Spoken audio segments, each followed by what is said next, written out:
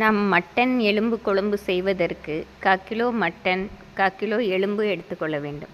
குக்கரில் நாம் கறியையும் எலும்பையும் போட்டு அதனுடன் 1 ஸ்பூன் மஞ்சள் பொடி, குழம்பு மிளகாய் பொடி, உப்பு, இஞ்சி பூண்டு போட்டு தண்ணீர் ஊற்றி 4 சத்தம் ஹை விசிலில் வேக வைத்து எடுக்க வேண்டும். குழம்புக்கு தேவையான மசாலாவை கடாயில் வறுக்க வேண்டும்.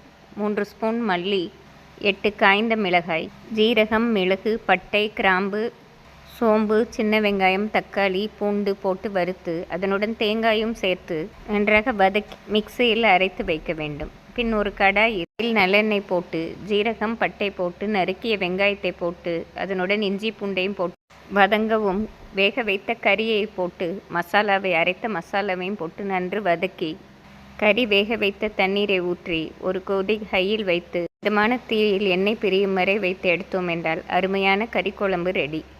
இது சப்பாத்தி, நான்,